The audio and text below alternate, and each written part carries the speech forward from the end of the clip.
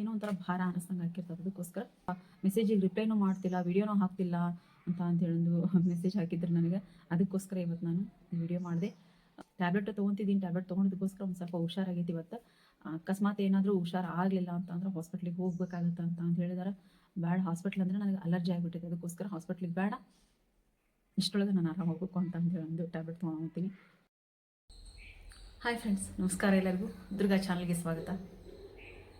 ಬಹಳ ದಿನ ಆಯಿತು ವಿಡಿಯೋ ಮಾಡಿಲ್ಲ. ಯಾಕಂತ ಹೇಳಂದು ಈ 15 ದಿನದ ಹಿಂದೆ ನಾನು ಒಂದು ಸರ್ತಿ ಪೋಸ್ಟ್ ಹಾಕಿದ್ದೆ, ನನಗೆ ಹುಷಾರಿಲ್ಲ ಅಂತ ಹೇಳಂದು. ಈಗಲೂ ಸಹಿತನೂ ಅದು ಆವಾಗಲೇ ಒಂದು ಸ್ವಲ್ಪನೇ ನನಗೆ ಹುಷಾರಿಲ್ದಂಗೆ ಆಗಿತ್ತು. ಆದ್ರೂ ಅದೇನೋ ದೇಹ ಏನೋ ಒಂದು ಎಷ್ಟೋ ನಾವು ಧೈರ್ಯ ಮಾಡ್ತೀವಿ, ಎಷ್ಟೋ ನಾವು ಗಟ್ಟಿ ಜೀವ ಮಾಡ್ತೀವಿ, ದೇಹನ ದಂಡಿಸ್ತೀವಿ ಅಂತ ಅಂದ್ರೂ ಒಂದೊಂದು ಟೈಮಲ್ಲಿ ದೇಹ ನಮ್ಮನ್ನು ಕುಗ್ಗಿಸ್ಬಿಡ್ತೈತಿ.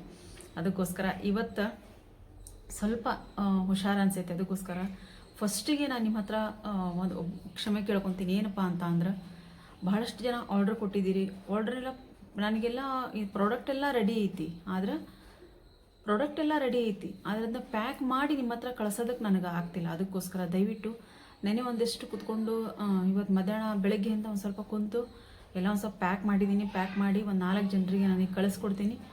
ಉಳಿದಿದ್ದ ದಿನ ಸ್ವಲ್ಪ ಪ್ಯಾಕಿಂಗ್ ಐತಿ, ಅದನ್ನು ಪ್ಯಾಕ್ ಮಾಡಿ ನಾನು ಕಳಿಸ್ಕೊಡ್ತೀನಿ. ಒಟ್ಟು ಸೋಮವಾರ ಮಂಗಳವಾರ ಅನ್ನೋದ್ರೊಳಗಾಗಿ ನಿಮ್ಮ ಮನೆ ಬಾಗಿಲಿಗೆ ನಿಮ್ಮ ಪ್ರಾಡಕ್ಟ್ಸ್ ಇರ್ತಾವೆ.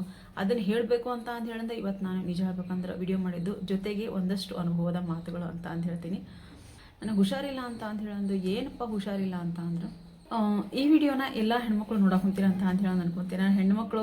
ಎಲ್ಲ ಹೆಣ್ಮಕ್ಳಿಗೂ ಒಂದು ಯೂಸ್ ಆಗುವಂಥದ್ದಾಗಲಿ, ಒಂದು ಮನಸ್ಸಿನ ಮಾತಾಗಲಿ, ಇದು ಮನಸ್ಸು ಮುಟ್ಟುವಂಥ ಮಾತಾಗಿರ್ತೈತಿ. ಅದಕ್ಕೋಸ್ಕರ ಎಲ್ಲರೂ ಇದನ್ನ ಸ್ಕಿಪ್ ಮಾಡ್ದೇನೆ ನೋಡ್ರಿ ಅಂತ ಹೇಳೋದು ನಾನು ರಿಕ್ವೆಸ್ಟ್ ಮಾಡ್ಕೊತೀನಿ. ಏನಪ್ಪ ಅಂತ ಅಂದ್ರೆ, ನಮ್ಮ ಹೆಣ್ಣುಮಕ್ಕಳ ಜೀವನದಲ್ಲಿ ಬರುವಂಥದ್ದು 3 ಘಟ್ಟ. ಇದು ನಿಮ್ಮ ಎಲ್ಲ ಹೇಳಬೇಕು ಬೇಡೋ ಗೊತ್ತಿಲ್ಲ ನನಗೆ, ಆದರೆ ಏನೋ ಒಂದು ಹಂಚ್ಕೋಬೇಕು ಅನ್ನಿಸ್ತು. ಅದಕ್ಕೋಸ್ಕರ ನಾನು ವಿಡಿಯೋ ಮಾಡಕೊತೀನಿ. ಹೆಣ್ಮಕ್ಳ ಜೀವನದಲ್ಲಿ ಬರುವಂಥದ್ದು 3 ಘಟ್ಟ. ಏನಪ್ಪ ಅಂತ ಅಂದ್ರೆ, ಒಂದು ಋತುಮತಿ ಆಗೋದು, 2ನೇದು ಡೆಲಿವರಿ ಟೈಮು, 3ನೇದು ಮೆನೋಪಾಸ್ ಅಥವಾ ಮುಟ್ಟು ನಿಲ್ಲುವ ದಿನಗಳು, ಅಥವಾ ಈ ಒಂದು ಋತುಬಂಧ ಅಂತ ಹೇಳ್ತಾರೆ. ಈ 3 ಘಟ್ಟ ಏನೈತಿ ಈ ಹೆಣ್ಣುಮಕ್ಕಳ ಜೀವನದಲ್ಲಿ, ಪ್ರತಿಯೊಬ್ಬ ಹೆಣ್ಣುಮಗಳ ಜೀವನದಲ್ಲಿ ಬಂದು ಹೋಗುವಂಥ ಒಂದು ದಿನಗಳಾಗಿರ್ತಾವೆ.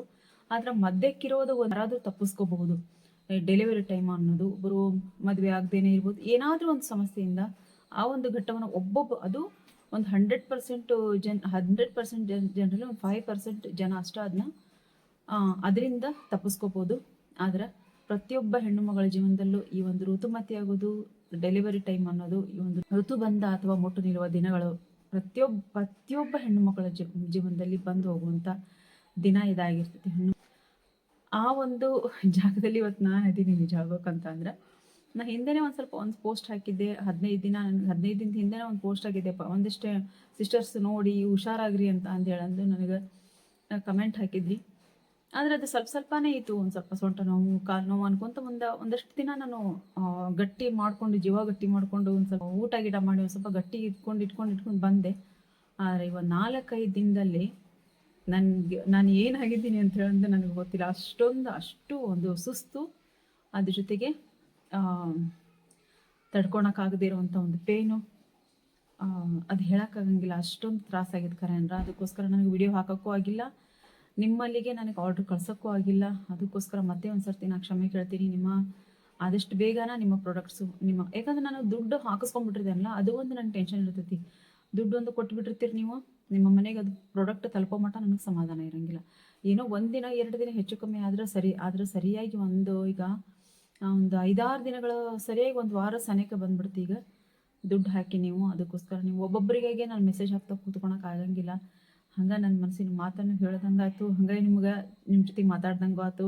ಬಹಳ ದಿನ ವಿಡಿಯೋ ಬಿಟ್ಟು ಕೂಡ ಏನೋ ಒಂದು ವಿಡಿಯೋ ಹಾಕೋದು ಬಿಟ್ಟ ತಕ್ಷಣ ನಾನು ಏನೋ ಕಳ್ಕೊಂಡಿದ್ದೀನಿ ಅಂತ ಹೇಳಿ ನನಗೆ ಅನಿಸ್ತಿರ್ತೈತೆ. ಅದಕ್ಕೋಸ್ಕರ ವಿಡಿಯೋ ಮಾಡಿದ್ರಾತು ಅಂತ ಹೇಳಂದು ಮಾಡ್ತಿದ್ದೀನಿ. ಈ ಮೊದಲನೇ ಘಟ್ಟ ಅಂತ ಹೇಳ್ತೀವಲ್ಲ ನಾವು, ಋತುಮತಿ ಆಗೋದು ಅಂದರೆ ಏನು ಮೊದಲನೇ ಘಟ್ಟ ಅಂತೀವಲ್ಲ, ಆ ಟೈಮಲ್ಲಿ ನಾವಿನ್ನೂ ಚಿಕ್ಕವಿರ್ತೀವಿ. ಆ ಟೈಮಲ್ಲಿ ನಮ್ಮ ಜೊತೆಗೆ ಆಸರೆಯಾಗಿ ನಮ್ಮ ತಾಯಿ ಇರ್ತಾಳೆ, ಜೊತೆಗೆ ಮನೆಯಾಗ ಅಜ್ಜ ಅಜ್ಜಿ ಎಲ್ಲರೂ ಇರ್ತಾರೆ, ಮತ್ತು ಅತ್ತೆಯಂದಿರು ಇರ್ತಾರೆ. ಎಲ್ಲರೂ ಅವರೆಲ್ಲ ಸಪೋರ್ಟ್ನಿಂದ ನಮಗೆ ಅವಾಗೇನು ಗೊತ್ತಾಗ್ತಿರಂಗಿಲ್ಲ.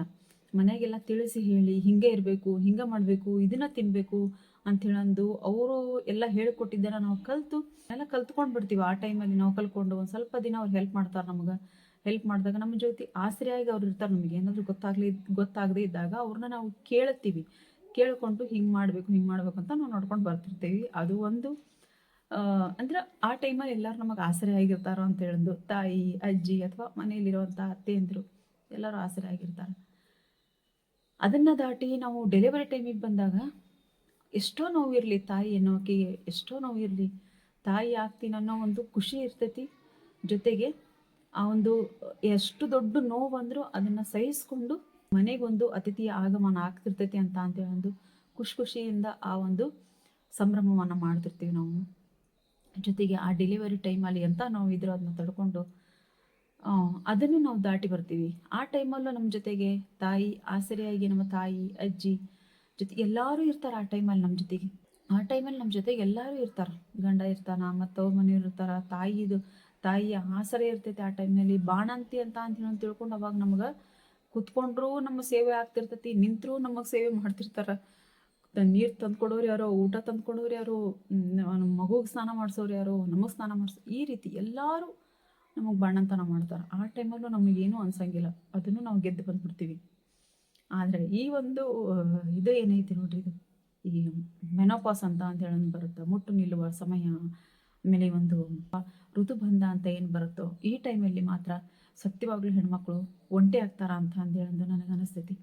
ಯಾಕಂತಂದ್ರೆ ಈ ಟೈಮಲ್ಲಿ ಒಂದು ಹೆಣ್ಮಕ್ಳು ಇದ್ರು ಅಂತ ಅಂದ್ರೆ ಅವ್ರಿದ್ರೆ ನಾವೆಲ್ಲ ಹಂಚ್ಕೋಬೋದು. ನನಗೆ ಹಿಂಗಾಗಿ ಕುಂತೈತಿ, ಯಾಕಂದ್ರೆ ಆ ಟೈಮಲ್ಲಿ ಮಗಳು ಒಂದು ಹಂತಕ್ಕೆ ಬಂದಿರ್ತಾಳೆ, ಅವಳು ಋತುಮತಿ ಆಗಿರ್ತಾಳೆ, ಮಂತ್ಲಿ ಪೀರಿಯಡ್ ಆಗ್ತಿರ್ತಾಳೆ. ಅವಳೆದುರಿಗೆ ಒಂದು ತಾಯಿ ಅದವಳು ಏನಾದರೂ ಹಂಚ್ಕೋಬೋದು, ಹಿಂಗೈತಿ ನನ್ನ ಪರಿಸ್ಥಿತಿ, ಹಿಂಗೈತಪ್ಪಿ ನನಗೆ ಹಿಂಗೆ ಆಗ್ತಾಯಿತಿ ಅಂತ ಹೇಳಿದ್ರೆ ಅವಳು ಏನಾದರೂ ಸ್ವಲ್ಪ ತಿಳ್ಕೊಬೋದು. ಆದ್ರೆ ಗಂಡು ಮಕ್ಕಳ ತಾಯಿ ಆಗಿದ್ದಾಗ ಏನಾಗುತ್ತೆ, ಆ ಮಕ್ಕಳಿಗೆ ನಾವೇನು ಹೇಳೋಕ್ಕಾಗಂಗಿಲ್ಲ. ಆಮೇಲೆ ಅವ್ರಿಗೆ ಹೇಳಿದ್ರೆ ಅದು ಅರ್ಥ ಆಗಂಗಿಲ್ಲ, ಒಂದು ಪಾಯಿಂಟು. ಆಮೇಲೆ ಅವರು ದೊಡ್ಡವರಾಗಿರ್ತಾರ, ಅವ್ರವ್ರ ಕೆಲಸದಲ್ಲಿ ಅವ್ರು ಇರ್ತಾರ. ಜೊತೆಗೆ ಓದೋ ಮಕ್ಕಳಿದ್ರೆ ಓದೋದಕ್ಕಂತ ಹೇಳಿದ್ರೆ ದೂರ ಹೋಗಿರ್ತಾರ. ಗಂಡ ಮನೇಲಿದ್ರು ಅವ್ರಿಗೆ ಕೆಲಸದ ಜವಾಬ್ದಾರಿ ಅವ್ರಿಗೆ ಇರ್ತೈತಿ. ಅವ್ರ ಕೆಲಸ ಮನೆಯಲ್ಲಿ ರಜಾ ಹಾಕಿ ಮನೇಲಿ ಕೂತ್ಕೊಂಡ್ರೆ ಅವ್ರ ಕೆಲಸ ನಡೆಯಂಗಿಲ್ಲ, ಅವ್ರ ಕೆಲಸಕ್ಕೆ ಅವ್ರು ಹೋಗ್ತಾರ, ಮಕ್ಕಳು ತಮ್ಮ ಕೆಲಸದಲ್ಲಿ ತಾವಿರ್ತಾರ. ಇಲ್ಲಿ ನಿಜವಾಗ್ಲೂ ಹೆಣ್ಮಗಳು ಒಬ್ಬಟ್ಟೆ ಆಗೋದು, ಈ ಟೈಮಲ್ಲಿ ಆಗುವಂಥ ನೋವು ಇರುತ್ತಲ್ಲ, ಅದು ಭಾಳ ಮನಸ್ಸಿಗೆ ಭಾಳ ಅಂದ್ರೆ ನೋವಾಗುತ್ತೆ. ಯಾಕಂತ ಅಂದ್ರೆ ಈ ದಿನಗಳನ್ನು ನಾನು ನೋಡ್ಕೊಂಡು ಬಂದಿಲ್ಲ. ಒಂದು 5 ದಿನ, ಬರೀ 5 ದಿನ ನಾನೀಗ ದಾಟಿ ಬಂದಿದ್ದೀನಿ. ನೀವೀಗಿದ್ನ ಈ ಒಂದು ಮೆನೋಪಾಸ್ ಅನ್ನೋದನ್ನು ದಾಟಿ ಬಂದವರಿಗೆ ಇದ್ರದ್ದು ನೋವು, ಸಂಕಟ ಏನು ಅಂತೇಳಿ ಒಂದು ಗೊತ್ತಾಗಿರ್ತೈತಿ. ನಿಜ ಹೇಳ್ಬೇಕಂದ್ರೆ ಇಷ್ಟೊಂದು ಸಂಕಟ ನೋವು ಆಗುತ್ತೆ ಅಂತೇಳಿ ನಾನು ಅನ್ಕೊಂಡಿರಲಿಲ್ಲ. ಆ ರೀತಿ ನೋವಾದಾಗ ನಮಗೆ ಒಂದು ಸರ್ತಿ ನಾವು ಅನ್ಕೊತಿರ್ತೀವಿ, ಜಾಸ್ತಿ ಯಾರಿಗಾದರೂ ಏನಾದರೂ ನೋವು ಆಯ್ತು ಅಂದ್ರೆ ಅಪ್ಪ ಈ ನೋವು ಯಾವ ಶತ್ರುಗಳಿಗೂ ಬೇಡ ಅಂತ ಒಂದೊಂದು ಸರ್ತಿ ಅನ್ಕೊತಿರ್ತೀವಿ. ಆದ್ರೆ ಇದನ್ನ ಹಂಗೆ ಅನ್ನಕ್ಕೆ ಬರೋಂಗೇ ಇಲ್ಲ. ಎಲ್ಲ ಹೆಣ್ಮಕ್ಳು ಈ ಒಂದು ಘಟ್ಟ ನಾವು ದಾಟಿ ಮುಂದೆ ಹೋಗಲೇಬೇಕಾಗತ್ತೆ. ಯಾರಿಗೂ ಬರದೇ ಇರಲಿ ಅಂತ ಹೇಳೋದು ಕೇಳ್ಕೊಳೋದಕ್ಕೂ ಆಗಂಗಿಲ್ಲ, ಅಂಥ ಟೈಮ್ ಇದೆ. ಅದಕ್ಕೋಸ್ಕರ ಹೆಣ್ಮಕ್ಳು ಎಲ್ಲದಕ್ಕೂ ಒಂದು ರೀತಿ ಗಟ್ಟಿಯಾಗಿರ್ಬೇಕು. ಏನೋ ಬರಲಿ ನಾವು ಅಂತ ತಡ್ಕೊತೀವಿ, ಯಾವುದೇ ರೀತಿ ಕುಗ್ಗಕ್ಕೆ ಹೋಗ್ಬಾರ್ದು. ಕುಗ್ಗದೇನೆ ಏನೇ ಬಂದರೂ ನಾನು ಅದನ್ನ ಫೇಸ್ ಮಾಡ್ಕೊಂಡು ಮುಂದೆ ಹೋಗ್ತೀನಿ ಅಂತ ಹೇಳಂದು ಗಟ್ಟಿತನದಿಂದ ಒಳ್ಳೆ ಆಹಾರ ತೊಗೊತ, ಒಳ್ಳೆ ಒಂದು ಚಿಂತನೆ ಮಾಡ್ಕೊತ, ನಾವು ಒಂದು ರೀತಿ ಅನಿಸ್ತೈತಿ ಒಬ್ಬರಿಗೆ ಒಂದೊಂದು ಟೈಮಲ್ಲಿ ನಾವು ಒಬ್ಬಂಟೆ ಅಂತ ಅನಿಸ್ತೈತಿ. ಆದರೂ ಇದನ್ನು ದಾಟಿ ಬಂದವರು ದಯವಿಟ್ಟು ಯಾರಾದರೂ ಹಿಂಗೆ ವಿಡಿಯೋ ನೋಡೋಕಂತಿದ್ರೆ ನಿಮ್ಮ ಅನಿಸಿಕೆನ ನನ್ನ ಜೊತೆಗೆ ಹಂಚ್ಕೋರಿ ಅಂತ ಹೇಳಂತ ನಾನು ಹೇಳ್ತೀನಿ. ಈ ಟೈಮಲ್ಲಿ ಬಹಳಷ್ಟು ನಮ್ಗೆ ಏನಾದರೂ ಒಂದು ರೀತಿ ಏನೋ ಒಂದು ಕಳ್ಕೊಂಡಿದ್ದೀವಿಪ್ಪ ನಾವು ಅನಿಸ್ತಿರ್ತೈತಿ. ಏನೋ ಒಂದು ಕಳ್ಕೊಂಡಿದ್ದೀವಿ ನಾವು, ಏನೋ ಒಂದು ನಮ್ಗೆ ಯೋಚನೆಗಳು ಬರ್ತಿರ್ತಾವೆ. ಆಮೇಲೆ ಸುಮ್ಮನೆ ಕುತ್ಕೋಬೇಕು ಅಂತ ಅನಿಸ್ತೈತಿ, ಊಟ ಸೇರಂಗಿಲ್ಲ, ಜೊತೆಗೆ ವಾಮಿಟ್ ಬಂದಂಗೆ ಆಗ್ತಿರ್ತೈತಿ. ಇವೆಲ್ಲರೂ ಒಂದು ರೀತಿಯಾಗಿ ಒಂದು 4-5 ದಿನ ಆಮೇಲೆ ಜಾಸ್ತಿ ಬ್ಲೀಡಿಂಗ್ ಆಗ್ತಿರೋದ್ರಿಂದ ಸುಸ್ತು, ಆಮೇಲೆ ಹೊಟ್ಟೆ ನೋವು, ಸೊಂಟ ನೋವು, ಇದನ್ನೆಲ್ಲಾನು ಪ್ರತಿಯೊಂದು ಹೆಣ್ಮಗಳು ತಡ್ಕೊತಾಳಲ್ಲ. ದೇವರು ಹೆಣ್ಮಕ್ಳಿಗೆ ಎಷ್ಟೆಲ್ಲ ಶಕ್ತಿ ಹಾಕಿರ್ತಾನಪ್ಪ ಅಂತ ಹೇಳಿ ಒಂದೊಂದು ಸರ್ತಿ ಅನಿಸ್ತಿರ್ತೀವಿ. ನಿಜ ಹೇಳ್ಬೇಕಂದ್ರೆ ಎಲ್ಲರ ಜೀವನದಲ್ಲಿ ಆಗುವಂಥದ್ದು ಇದೇನು ನನಗೆ ಒಬ್ಬಳಿಗೆ ಆಗೈತೆ ಅಂತ ಅಲ್ಲ. ಏನೋ ಒಂದು ನನಗೆ ಅನಿಸ್ತು, ನನಗೆ ಹೇಳ್ಕೋಬೇಕು, ಏನೋ ಒಂದು ಎಲ್ಲರಿಗೂ ಒಂದೇ ಇರ್ತಾವೆ. ಹಂಗೆ ನನ್ನ ಜೊತೆಗೂ ನನ್ನ ಜಾಗದಲ್ಲಿರುವಂಥ ಒಂದಷ್ಟು ಹೆಣ್ಮಕ್ಳು ನನ್ನ ವಿಡಿಯೋ ನೋಡ್ತಾನೆ ಇರ್ತೀರಿ. ನಿಮ್ಮ ಅನಿಸಿಕೆಯನ್ನು ನನ್ನ ಜೊತೆಗೆ ಹಂಚ್ಕೊಳ್ಳಿ ಅಂತ ಹೇಳಂತ ನಾನು ಈ ವಿಡಿಯೋ ಮಾಡಿರೋದು. ಅದಕ್ಕೆ ಹೇಳಿದ್ದೆ, ನಾನು ಒಂದು ಋತುಮತಿ ಆಗುವ ಒಂದು ಟೈಮಲ್ಲಿ ಎಲ್ಲರೂ ತಾಯಿ, ಅಜ್ಜಿ ಮನೇಲಿ ಎಲ್ಲರೂ ಇರ್ತಾರೆ. ಡೆಲಿವರಿ ಹೋಗೋ ಟೈಮಲ್ಲಿ ನಮ್ಮ ಜೊತೆಗೆ ಎಲ್ಲರೂ ಇರ್ತಾರೆ. ಆದರೆ ಈ ಒಂದು ಟೈಮಲ್ಲಿ 40-45ರಿಂದ ಆಗುತ್ತಂತಿದ್ದು ಈ ಮೆನೋಪಾಸ್ ಅನ್ನೋ ಅದು ಋತುಬಂಧ ಅಥವಾ ಒಟ್ಟು ನಿಲ್ಲುವ ಸಮಯ ಅಂತಾರಲ್ಲ, ಈ ಟೈಮಲ್ಲಿ ಮಾತ್ರ ನಿಜವಾಗ್ಲೂ ಹೆಣ್ಮಕ್ಳು ಒಂಟಿ ಆಗ್ತಾರ ಅಂತ ಅಂದು ನನಗೆ ಅನಿಸ್ತೈತಿ. ನನಗೆ ಅನಿಸಿದ್ದನ್ನ ನಾನು ಹೇಳಿದ್ದೀನಿ. ನಿಮಗೆ ಏನು ಅನಿಸ್ತೈತಿ? ನಿಮ್ಮ ಮನಸ್ಸಿಗೆ ಏನು ಅನ್ನಿಸ್ತು? ನಿಮ್ಮ ಅನಿಸಿಕೆ ಏನು ಅಂತ ಹೇಳಂದು ನನ್ನ ಜೊತೆಗೆ ದಯವಿಟ್ಟು ಹಂಚ್ಕೊರಿ ಅಂತ ಹೇಳ್ತೀನಿ. ಮುಂದೆ ನಾನು ಇಲ್ಲಿಗೆ ಸ್ಟಾಪ್ ಮಾಡಂಗಿಲ್ಲ. ನೆಕ್ಸ್ಟ್ ನಾನು ಒಂದು ಒಳ್ಳೆಯ ಸ್ಕಿನ್ ಕೇರ್ ವಿಡಿಯೋದೊಂದಿಗೆ ನಾನು ಬರ್ತೀನಿ. ಬಹಳ ದಿನ ಆಗೈತಿ ವಿಡಿಯೋಗಳನ್ನ ಹಾಕ್ದೇನೆ. ನನಗೂ ಭಾಳ ದಿನ ಆದ ತಕ್ಷಣ ಏನೋ ಮರ್ತಿದ್ದೀನಿ, ಏನೋ ಬಿಟ್ಟಿದ್ದೀನಿ, ಏನೋ ಕಳ್ಕೊಂಡಿದ್ದೀನಿ ಅನ್ನೋ ಒಂದು ಫೀಲ್ ಇರುತ್ತೆ ನನಗೆ. ಅದಕ್ಕೋಸ್ಕರ ವಿಡಿಯೋ ಆದಷ್ಟು ಬೇಗನೆ ವಿಡಿಯೋ ತರ್ತಾ ಹೋಗ್ತೀನಿ. ಅದ್ರ ಜೊತೆಗೆ ನಿಮ್ಮ ಆರ್ಡರ್ಸನ್ನು ನಿಮ್ಮ ಮನೆಗೂ ತಲುಪಿಸ್ತೀನಿ. ಜೊತೆಗೆ ಇನ್ನೂ ಆರ್ಡ್ರನ್ನ ತೊಗೊತೀನಿ. ಭಾಳಷ್ಟು ಜನ ಇನ್ನೂ ಆರ್ಡ್ರ್ ಕೊಡ್ತಾ ಇದ್ದಾರೆ ನನಗೆ. ಆದರೆ ನಾನು ಸ್ವಲ್ಪ ಪೆಂಡಿಂಗ್ ಇಟ್ಟಿದ್ದೀನಿ, ನನಗೆ ಸ್ವಲ್ಪ ಹುಷಾರಿಲ್ಲ ಅಂತ ಹೇಳಂದು. ನಾವು ಹ್ಞೂ ಅಂದ ತಕ್ಷಣ ಏನು ಮಾಡ್ತಾರೆ, ದುಡ್ಡು ಹಾಕಿಬಿಡ್ತಾರೆ. ದುಡ್ಡು ಹಾಕಿದ ತಕ್ಷಣ ನನಗೆ ಅದನ್ನ ಇಟ್ಕೊಂಡ್ರೆ ನನಗೇನೋ ಒಂಥರ ಭಾರ ಅನ್ನಿಸ್ತಂಗೆ ಹಾಕಿರ್ತದೆ. ಅದಕ್ಕೋಸ್ಕರ ಒಂದು ಸ್ವಲ್ಪ ನಾನು ಹೇಳ್ತೀನಿ, ಫೋನ್ ಮಾಡಿ ಹೇಳಿದ್ಮೇಲೆ ನೀವು ಆರ್ಡ್ರ್ ಮಾಡತ್ತಿ ಅಂತ ಹೇಳಿದಕ್ಕೆ ಪಾಪ ಅವರು ಆಗಲಿ ನೀವು ಹುಷಾರಾಗ್ರಿ, ಆಮೇಲೆ ನಾನು ಆಮೇಲೆ ನಮಗೆ ಇದನ್ನು ಮಾಡೋಂಥದ್ದು ಫೋನ್ ಮಾಡಿರಿ, ಇಲ್ಲ ಮೆಸೇಜ್ ಹಾಕಿರಿ ಅಂತ ಹೇಳಿದ್ದಾರೆ. ಹಾಗಾಗಿ ಆಮೇಲೆ ನೆನ್ನೆ ಒಬ್ಬರು ಸಿಸ್ಟರು ಏನೋ ಮೆಸೇಜಿಗೆ ರಿಪ್ಲೈನೂ ಮಾಡ್ತಿಲ್ಲ, ವಿಡಿಯೋನೂ ಹಾಕ್ತಿಲ್ಲ ಅಂತ ಹೇಳೊಂದು ಮೆಸೇಜ್ ಹಾಕಿದ್ರು ನನಗೆ. ಅದಕ್ಕೋಸ್ಕರ ಇವತ್ತು ನಾನು ಈ ವಿಡಿಯೋ ಮಾಡಿದೆ. ಬಹಳಷ್ಟು ಜನ ನನ್ನ ಹೆಣ್ಮಕ್ಳು ನನ್ನ ವಿಡಿಯೋ ನೋಡ್ತಿರ್ತೀರಿ. ನಿಮ್ಮೆಲ್ಲರ ಅನಿಸಿಕೆ ಅಭಿಪ್ರಾಯನ ದಯವಿಟ್ಟು ನನ್ನ ಜೊತೆಗೆ ಹಂಚ್ಕೋರಿ ಅಂತ ಹೇಳ್ತಾ ಈ ವಿಡಿಯೋನ ಇಲ್ಲಿಗೆ ಎಂಡ್ ಮಾಡ್ತೀನಿ. ಆದಷ್ಟು ಬೇಗ ಟ್ಯಾಬ್ಲೆಟ್ ತೊಗೊತಿದ್ದೀನಿ. ಟ್ಯಾಬ್ಲೆಟ್ ತೊಗೊಂಡಿದ್ದಕ್ಕೋಸ್ಕರ ಒಂದು ಸ್ವಲ್ಪ ಹುಷಾರಾಗೈತಿ ಇವತ್ತು. ಅಕಸ್ಮಾತ್ ಏನಾದರೂ ಹುಷಾರು ಆಗಲಿಲ್ಲ ಅಂತಂದ್ರೆ ಹಾಸ್ಪಿಟ್ಲಿಗೆ ಹೋಗ್ಬೇಕಾಗತ್ತೆ ಅಂತ ಹೇಳಿದಾರೆ. ಬೇಡ, ಹಾಸ್ಪಿಟ್ಲ್ ಅಂದರೆ ನನಗೆ ಅಲರ್ಜಿ ಆಗಿಬಿಟ್ಟಿದೆ. ಅದಕ್ಕೋಸ್ಕರ ಹಾಸ್ಪಿಟ್ಲಿಗೆ ಬೇಡ, ಇಷ್ಟರೊಳಗೆ ನಾನು ಆರಾಮ ಹೋಗ್ಬೇಕು ಅಂತ ಒಂದು ಟ್ಯಾಬ್ಲೆಟ್ ತೊಗೊಂಡು ಆದಷ್ಟು ಬೇಗನ ಒಂದು ಒಳ್ಳೆಯ ಸ್ಕಿನ್ ಕೇರ್ ವಿಡಿಯೋದೊತ್ತಿಗೆ ನಾನು ಬರ್ತೀನಿ. ಅಲ್ಲಿವರೆಗೂ ಎಲ್ಲರೂ ವಿಡಿಯೋ ನೋಡ್ತಾ ಇರಿ, ಸಪೋರ್ಟ್ ಮಾಡ್ತಾ ಇರಿ ಅಂತ ಹೇಳ್ತಾ ಈ ವಿಡಿಯೋನ ಇಲ್ಲಿಗೆ ಎಂಡ್ ಮಾಡ್ತಿದ್ದೀನಿ. ಮತ್ತೆ ಮುಂದೆ ಒಂದು ಒಳ್ಳೆಯ ವಿಡಿಯೋದೊಂದಿಗೆ ನಾನು ಬರ್ತೀನಿ. ಅಲ್ಲಿವರೆಗೂ ಬಾಯ್ ಫ್ರೆಂಡ್ಸ್, ಬಾಯ್.